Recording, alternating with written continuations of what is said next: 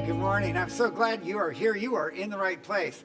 I am excited about Father's Day. One of the reasons is because it's the one day where guys that, at my coffee shop, different guys that don't go to church, it's the one day that I kind of feel like I can get them to think about church and come at any other time, because you just talk about the fun things that we do as a church, all the fun stuff, the cars and everything, but it gives them a reason, which I like, because, guys are kind of lame about church, but this gives us a chance to invite them, our friends, so I like that. And because I'm so excited about Father's Day, I thought that we should do a Father's Day week. So we'll start today.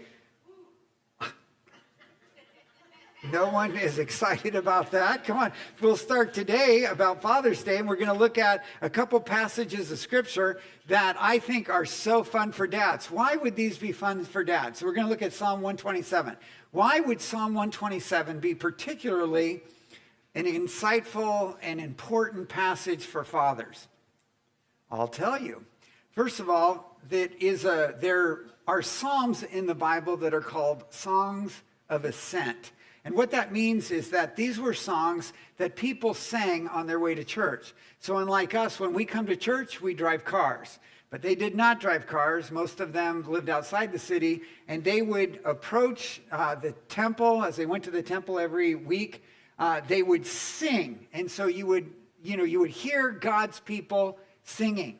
But Psalm 126 and 127 are unique because they are songs that fathers sang over their families. Is that so exciting? Okay, you haven't quite got it yet. All right, so this idea of a father singing a song, all right? So they would do call and response, like, I'm going to sing, and then I want all the men to sing a line after me, all right? You'll know this song if you've been around the church, so be there for me. I'll sing, you sing. Almighty fortress is our God. Sing that. See, it's working. A bulwark never failing.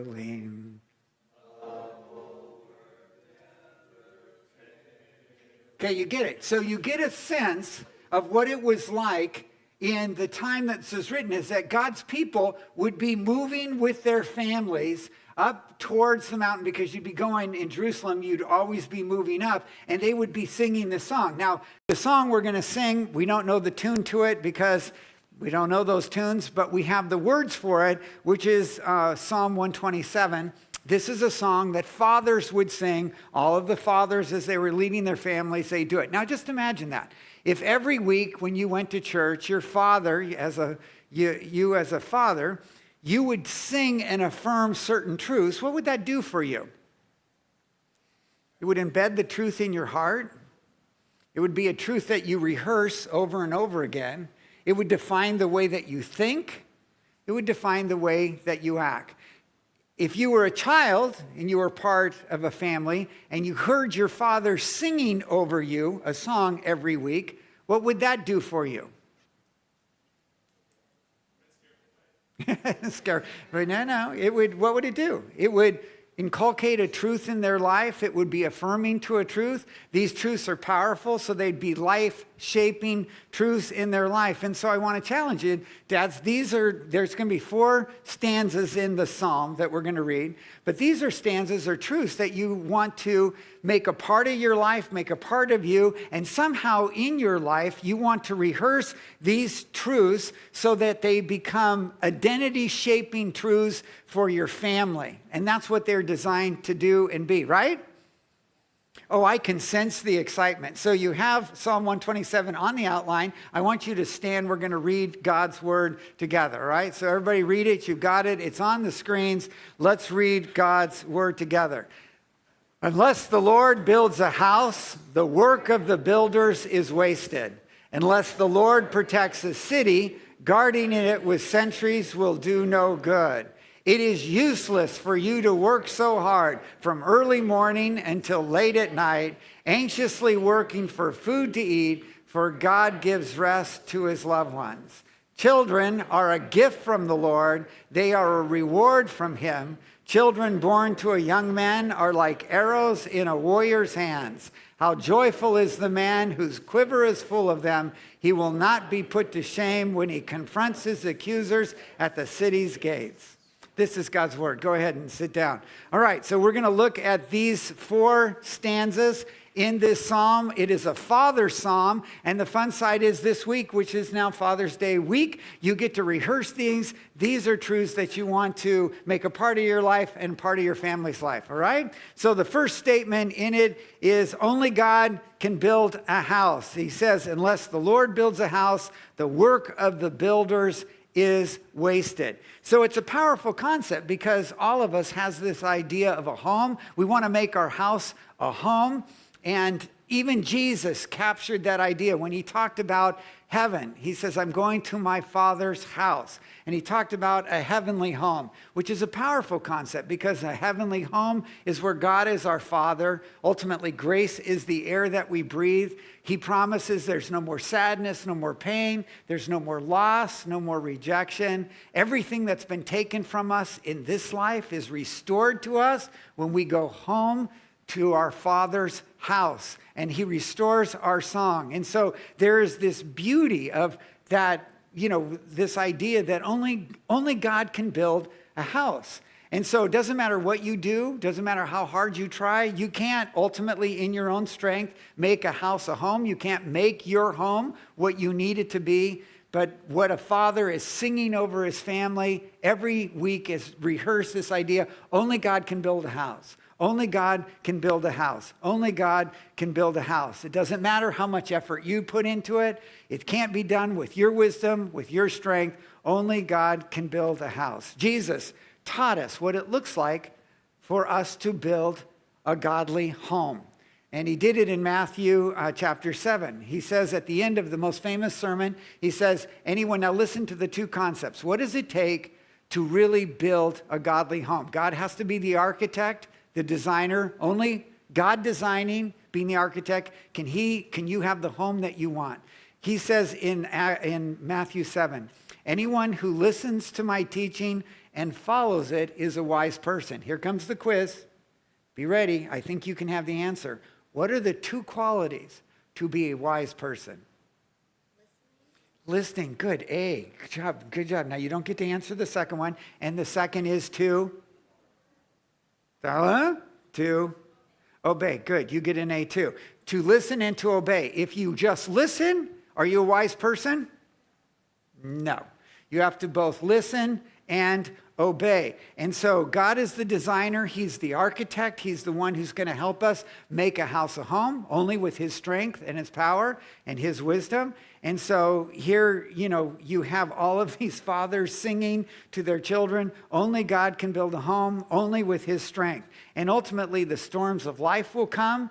And ultimately, what happens according to in Matthew 7, if you build your house on a rock and the storms of life come, your life stands firm because you listen and obey. But if you're a foolish person, which means you only listen. So a foolish person does not obey. He says they listen, but they do not obey. This is a person who builds his house on the sand. And when the storms of life comes, what happens to a house that is built on the sand?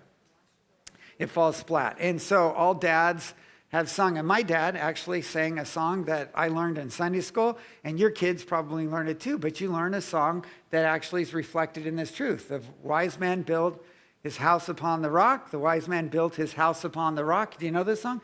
Wise man built his house upon the rock, and the house on the rock stood firm. Here with hand motions. The rain came down and the floods came up. Come on. The rains came down. I'll make you get up here, Jack. The rains came down and the floods came up, and the house on the rock stood firm. All right, good. But the foolish man built his house upon the foolish man built his house upon the foolish man built his house upon the sand, and the house on the sand went splat. Okay, it went down. That comes right out of this passage. So how are you doing, fathers? How are you doing about building a house? And how do you proclaim that truth? Are you singing that song where only God can build a house? Only God can build the kind of house. It's not money. It's not power. It's not success. It's not image. The only way that you can build a house is by listening and obeying God's word. And when we listen, obey, then we're doing it. So the question for fathers this week, how am I doing in that? Am I listening and obeying? Am I following? So he says, unless the Lord builds a house, the workers, it's wasted and useless. Only God can build a house. And then the second principle that he says, only God gives security. Look at what he says in this passage. Unless the Lord protects a city, guarding it with sentries will do no good. Now, I don't know if you've ever been to Israel. I've been to Israel, and when you go to Israel, everybody goes to Jerusalem, and Jerusalem is a walled city, and the walls are powerful. You've probably seen a picture of the walled city. So you can imagine, as a family, they're walking, holding hands. Most of the people lived outside the walls of the city, and they are farmers. They have little, farms, they're growing things, but they would go into the city to go to the temple on the weekend. And you can imagine, you'd look at that, and those walled cities are powerful, and you think, we are so safe because of these walls. If enemies came, we can run into the city, and these walls will protect us, and they will save us. But what would you sing? A father would sing over his children. Unless the Lord protects the city, guarding it with sentries will do no good. It doesn't matter how great your army is, and it doesn't matter how huge the walls are. That is not what keeps us safe. Ultimately, the only thing that keeps us safe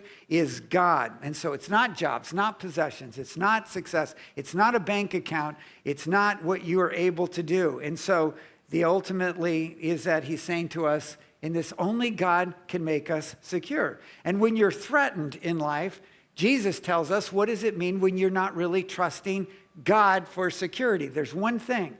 It's worry. He says when you're worried, you get anxious, it's just a signal that you're really not trusting God. In Matthew 6, Jesus said, look at the birds. And it's in command form. Look at them. Look at the birds. And what do you see with the birds? They don't worry about all of the food, their clothes, and what's going to happen to them because God takes care of them. And Jesus says, you are much more valuable than they are. And God will take care of you. He will protect you. He will watch over you. So how is the worry factor in your life? If you're worried, it's natural to at times when markets turn and things that you get concerned. But when you become just worried, your life starts to fall apart. It says, you know what? I'm not really trusting God. I don't believe God is the one who keeps me secure. So how are you trusting? How are you doing in trusting God's security? How are you doing in singing that song over your family? You know what? Unless God protects the city, unless God protects us as a family, it doesn't matter how big the walls are. It doesn't matter how many sentries, how many soldiers, and how big your army is. One of the songs that my dad sang over us as a family is a song that was written by a guy named Spatford who lost his family in a tragic accident in the ocean. And he wrote a song, It Is Well, and it says, when peace like a river attendeth my way, so when there's peace and good things, or when sorrows like sea billows roll, whatever my lot, that was taught me to say, it is well with my soul. And I can remember my father singing that over us. And that truth, you know what? God is the only one who can protect us. And in the good times, the tough times, whatever season that we are, we're going to sing, it is well with my soul. So how are you doing? How would you grade yourself as you're thinking about moving towards Father's Day as a father? Do you have that sense, I'm really trusting in God, that God alone is the one who keeps us secure? And then in Psalm 127, the third hymn, is that he says that God is the one who meets our needs. Only God provides our needs. Look at the verse. It says, it is useless for you to work so hard from early morning until late at night, anxiously working for food to eat, for God gives rest to his loved ones. It says here that God is the one who provides. Only God provides. And how does God provide to you, according to this passage? Through your work, okay? It says, so you work, and they do. And you know that from the story in the Bible in Genesis, the very first command that God gives to people is to work. And work is actually a gift from God. It's not part of the curse. And work is actually this gift from God where we join God in the work that he's doing in the world. Whatever your job is, you are participating with God in the management of God's desires in the world. Whatever it is, in food, in agriculture, in business, whatever you're doing, you are doing God's work. All work is God's work. Oh, that's a really important concept. You probably want to say that. Say that with me. All work is God's work. Say it. All work is God's work. So your work, whatever it is God's work, and you are participating with God. It was the first gift, one of the first gifts that God gives, and it is the first command. Then you are to work, participate with God in the management of God in the world today. If it's such a gift, why is it so hard? The reason it is hard is because we made a really bad choice. When God was in charge, everything was right and it was beautiful. We lived in loving relationship with God, with each other, and creation, and our job. But God, in that situation, gave us one of the greatest gifts, and it was the ability to choose. We could choose to trust God and honor him, or we could trust in ourselves. But with that decision comes a huge responsibility, where if you trust God, then you live in loving relationship with him. But if you don't trust God, you lose your relationship with God, and that relationship is broken. And we trusted in ourselves. We wanted to go our own way. As a result of that, we damaged everything. We damaged our relationship with God and each other, but we damaged our relationship with work. And so instead of work, not only is there weeds and thistles and it's more painful in work, even worse than that, what we did in our jobs is that we try to find meaning and significance that was never designed to be a part of work. Work is a gift where we are in partnership with God. But because of the brokenness when we ran from God, we tried to get our identity out of work. So I am what I do. And so if I do something that's really important, or you think it's important, then I'm an important person. But that's not what's supposed to happen. Work is us. We're just supposed to partner with God. And so work becomes success, or it becomes a status symbol. I am what I do. If I do enough, then I'm more valuable. Achievement, if I accomplish a lot. If I have enough, if I do enough, then I am enough. All of those things are the broken part of work because we ran from God. And what happens is when work defines us and drives us, it destroys us. That's not what work was supposed to do. But God loved us too much to leave it that way. So God came in the person of Jesus Christ to save us, to rescue us, to restore our relationship with God. But not only restore our relationship with God, to restore our relationship with work. And so now we work. And so fathers are singing, God provides. God is the one who provides. He's the one who gives us strength. He's the one who gives us sunshine. He's the one who gives us rain. God is the one who provides every good thing that we need. And it is through our work that God provides. And so they're singing, you know what? God is the one who provides. And in all seasons of life. So whether we're a young family, God provides, gives us energy. In the later seasons of life, God is the one who provides. In the difficulties of life, God is the one who provides. In the opportunities of life, God is the one who provides in all things. And so there's a song that fathers sing. God is the one who provides. We trust in him. And while we work hard, it's ultimately that God provides. My father sang a song over me and our family, and it was Great is Thy Faithfulness. You know that song? Just the Great is Thy Faithfulness. Great is Thy faithfulness. Morning by morning. I'll pick a key somewhere in here. Mercies I see. Here I found it. All I have needed, Thy hand hath provided. Great is Thy faithfulness, Lord, unto me. And so in that passage, you have this sense that God is the one that is singing a song over us, or that our Father's singing a song, is that God is providing for us. So how are you doing? Are you anxiously worried? Or are you trusting in God, saying, God is the one who'll provide. And I work hard, but ultimately, God is the one who provides. And then this next one is great. Imagine a father singing this over him, because he sings, God gives children. Look at what he says. God gives us children.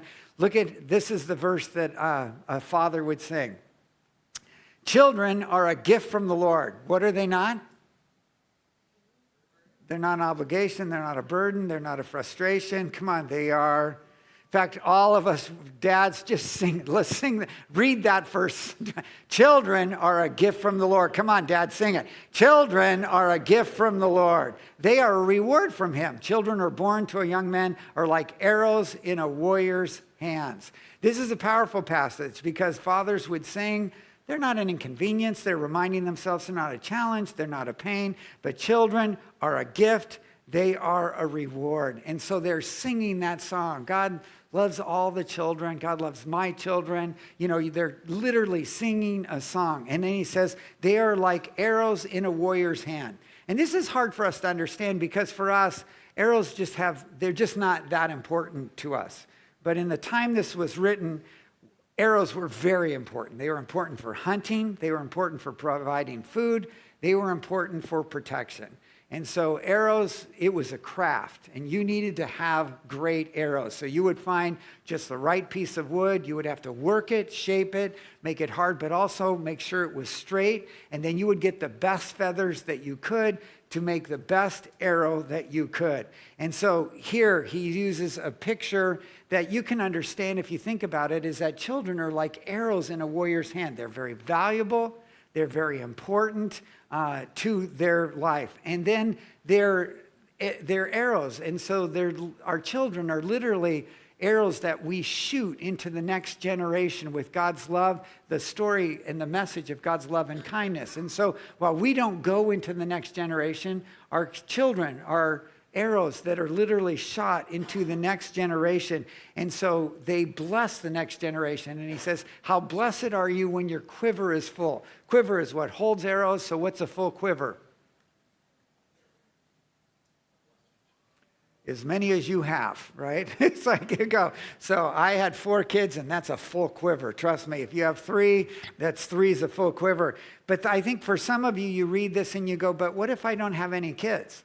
There are such wonderful stories of people who still bless. They see children as a blessing and they work. When we go to Israel, one of the things that happens is we go to a place where God gives names. So in the Old Testament, you see God naming people, giving different names. Abram turns to Abraham, so, different people, Jacob, Israel. And so God gives names. And so there was this one woman who was like 38 years old. She was single, not married. And she felt like God gave her, she was clear that God gave her the name Mother of Many. So you think, doesn't that seem kind of mean that God would give a name to a single woman who is the mother of many? But it was a name that was a calling. And she goes, children are a blessing. Children aren't an obligation. They are a blessing. They are a gift from God. So she goes, what does this mean? What does this mean? And so what she did is she basically worked hard at our church to create kind of an adoption program where you would adopt kids and you would provide a backpack and a meal for them. And she worked hard, so she had over 1,000 kids down in Mexico where they would be fed breakfast every morning. They had a backpack for their school. She became the mother of many because she did it. A guy I know that was a college athlete, did not get married, didn't have kids of his own, but he just took it on the ministry of coaching. And there were so many young kids that just called him coach. He saw it as coach, and he played a father figure to them. So as a parent, look at dads, the song that you sing. You sing, only God can build a home. There's stanza 1. Only God gives security. Only God is the one who really protects you and provides for you. Only God gives children. And so you can see how that just defines the belief system for a parent and how they view it. So then how do you become a parent who is singing that song? So my hope is all week you'll look at Psalm 127, you go, this is the song that I want to sing over my kid's life, that, in my family's life. Only God can build a home. Only God can. Only God provides security. Only God will protect us and provide for us. Only God gives children. So I wanted you to look on the back of your outlines, look at Ephesians chapter 6. And I'm going to show you 3 principles that are really easy to understand. But these are the 3 principles that you live that I think ultimately shape you and that you live out what Psalm 127 says. So look at what it says in Ephesians 4. It says, children, not that passage. The first Ephesians It says, children, do not provoke, or wait, fathers, do not provoke your children to anger by the way you treat them, all right? So first of all, the passage says, we're supposed to, fathers, raise our children in a way that we don't unnecessarily, provoke them to anger. There's no way, you can raise kids without, in some ways, angering them. But the principle here is that you don't want to raise them in a way that exasperates them or unnecessarily frustrates them. So here's a great question. You'll love to answer this one. What do we do as parents where we unnecessarily exasperate and frustrate our children? Children, you can play with this one too. What are the things your parents do that really ticks you off, unnecessarily so? What are the things you do? Come on, you know the answer to this. Micromanage is a great one. That's very frustrating. Criticize them. So it doesn't matter what they do, always have to do more, so you're always criticizing them. What else? Good, come on, play with me. Comparing is very painful. Why don't you do that? Where you change the rules, the lack of consistency, where you're saying, no, do this, then do that, and you're changing the rules all the time. Hypocrisy, really painful. Perfectionism. There's a whole bunch of them, and you know what they are. You just don't want to talk to me this morning? So perfection, hypocrisy, so these are things that we do where we raise children that are unnecessary, where we frustrate them and we resent them. So how do we avoid those? So there's three principles in this passage. One is a balance between love and discipline. The second is that we balance between independence and dependence, and then we teach them God's way. So look at balance between love and discipline. Fathers, do not provoke your children to anger. Rather, bring them up in discipline and instruction that comes from the Lord. So there has to be a balance. So the balance, love, nurture, caring, listening, counsel, and then discipline, boundaries. There's no love without boundaries. If you don't have a sense of boundaries, there's no love, and with consequences. But when we imbalance that, it creates frustration and resentment. So when there's just too much truth and boundaries, and you treat your child like they're an animal, and it's just consequences, and it's like, and no explanation, that's clearly going to frustrate them and build resentment. But then too much love, where you're just enabling them and you don't draw boundaries and you're listening and always trying to reason with them, does the same thing. Now, I've missed both ways on these and overplayed both sides. So too much love. There have been times with my kids when I was raising them that I reasoned and I counseled and I listened to them, and I frustrated them because I gave them the impression that they had to understand to obey. And, you'd look at a kid and you just go, I just know if I can get you to understand, you'll obey. I can motivate you to obey, given enough time. But there were times, clearly, when my kid just could not understand. They did not want to understand. They were rebellious, and they chose not to understand, and there was no way they were going to understand.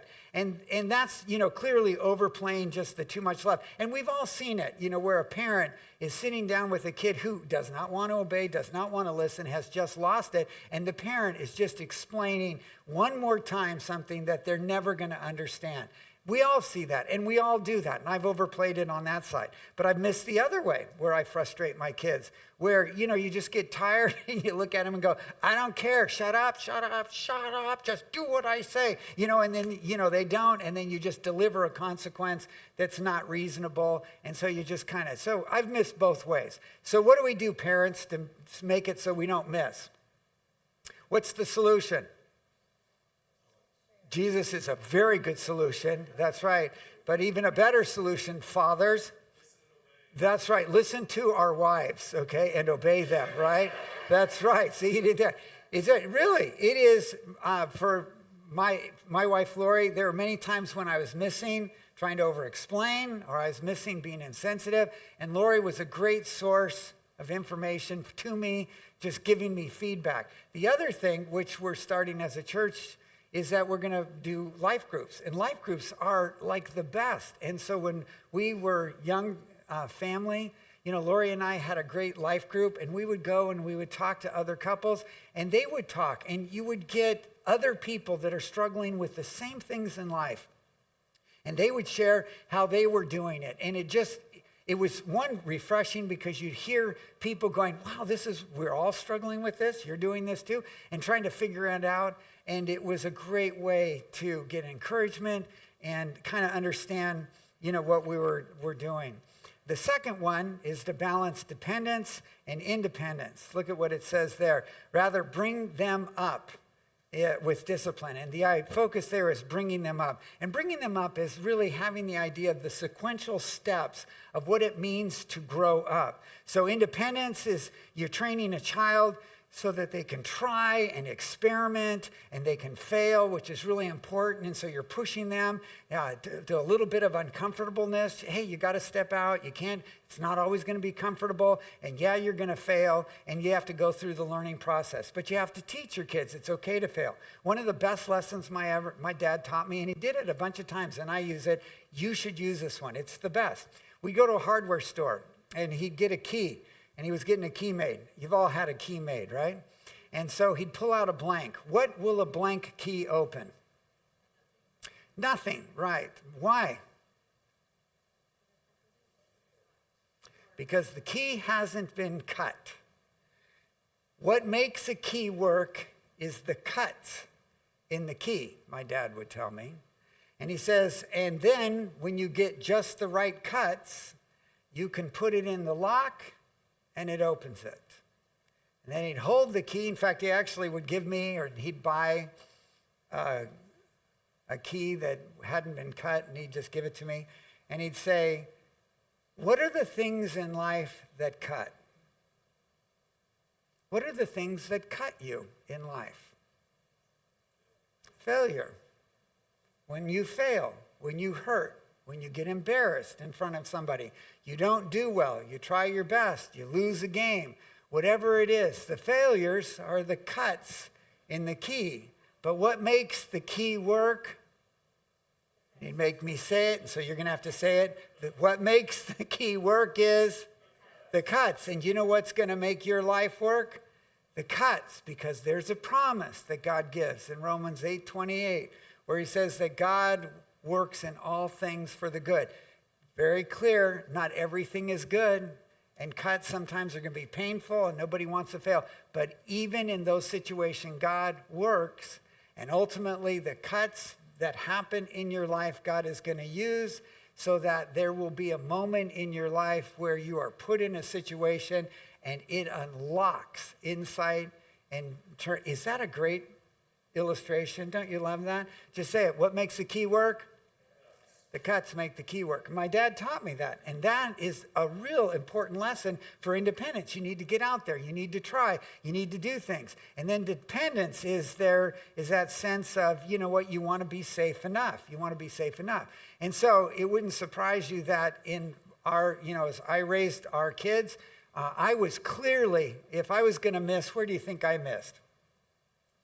Independence. You know what? I think you can jump off that roof. Play with the sharp stick. Here's a knife. Go play with your buddies. And just go out there. And so I was always pushing them and trying. And if there was anything, but the problem is that it was never enough. You could do that. I think you can jump higher. Try this too. And you're pushing. And so if I missed, I think I would miss on independence. Lori, if she missed, she would miss on dependence. She wanted them to be safe. She wanted a sense of security. Yeah, they need to risk, but, let's be reasonable in here. And so, she wouldn't necessarily want to identify the sequential steps to make sure that they were growing in it. And do you know what was the best way to figure out who was right or to kind of balance us out? Because when we talked about it, I'm always looking at Lori going, hey, they need, more risk. We need to push them out. Lori's going, they need to be safe. They're going to die. Life group was a great place to have these conversations because what you had is other adults in the room that were talking, and you realize that, there's a group of, sometimes men, sometimes women that are just pushing too hard. And then there's others that are just too much safety. But the key in life is there has to be a balance because you want You have to identify the sequential steps and pushing a child out so that they're pressing forward and they're risking. At the same time, they need to be safe enough so that they can risk things and they can do what they need to do. And then the last one is that you have to be willing to talk to them about your faith. The third principle is teaching them the instruction that comes from the Lord. And it means that to your children, you've got to say, this is what's important. This is why God's important to me. This is what I believe. This is why we believe the Bible. This is why we go to church. These are the things that we do. Our world says that as parents, you shouldn't impose your faith. But research says that's not true. Research and studies show that parents that affirm moral instruction do way better. In fact, the research shows that parents that do even a poor job giving moral instruction do far better than parents that give no moral instruction. In fact, what research shows, the only way to fail as a parent is to give no instruction at all. And so it means that you've got to pray with your kids. You've got to talk to your kids about your relationship with God. What does it mean to follow Jesus? What does it mean to obey Jesus? What does it look like in your life? And so you're talking about that. But then look at what the context for this passage is in Ephesians 6, 1 through 3. Children, obey your parents. So the first thing that parents are supposed to teach them is to obey. But that's not the goal, because you belong to the Lord. For this is the right thing to do. But honor your father and mother. What's the most important lesson? It's right there. Honor your father and mother. Honor. I'll read it again. Honor. What's the answer to the question? What's the most important thing your children can learn? Honor. To honor their father and mother. Why? This is the first commandment with a promise. If you honor your father and mother, things will go well for you and you will have a long life on earth. Honor is the most important lesson that we teach fathers to our children. What does it mean to honor? It means to give weight to. It means to respect. It means to treat with value. It's to make something valuable in your life. And so, fathers, what you want to do is you want your kids to learn the lessons of obey, but most importantly, you want them to learn to honor their parents. You need to be honorable, because in that way, they have a long life.